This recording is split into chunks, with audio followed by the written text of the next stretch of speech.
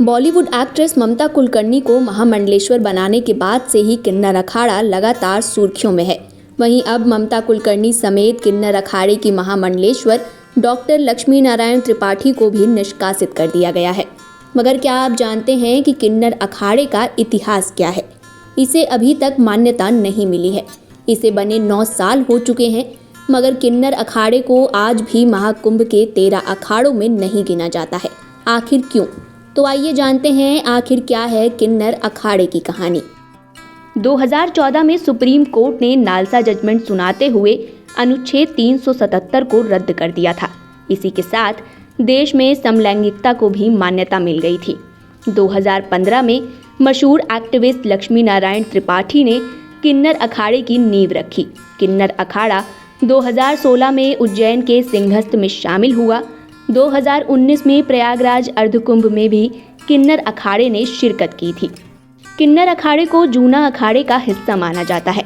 इसे अस्तित्व में आए 9 साल हो चुके हैं, लेकिन किन्नर अखाड़े को अभी तक मान्यता नहीं मिली है।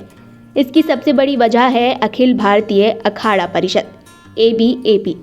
दरअसल ABAP सभी 13 अखाड़ों का मुख्य संगठन है और ये किन्नर अखाड़े को अलग मान्यता देने के सख्त खिलाफ है।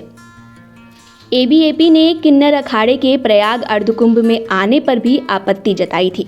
ऐसे में किन्नर अखाड़े ने खुद को उपदेव बताते हुए 2019 के प्रयाग अर्धकुंभ में धूमधाम से एंट्री की थी।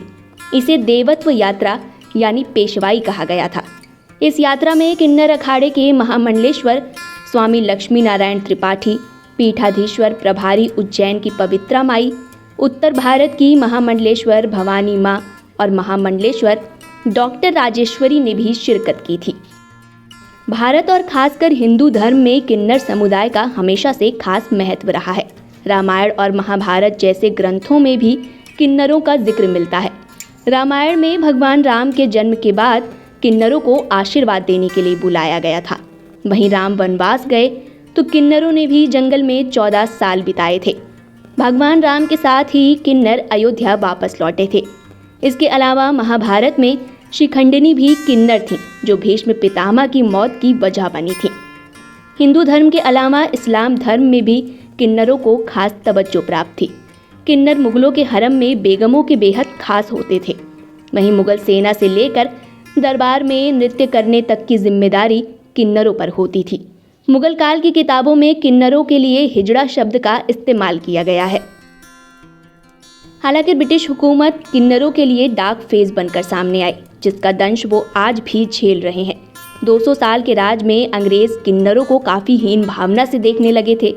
अंग्रेजों के अनुसार किन्नर गंदगी, बीमारी और संक्रमण फैलाने वाला समुदाय था।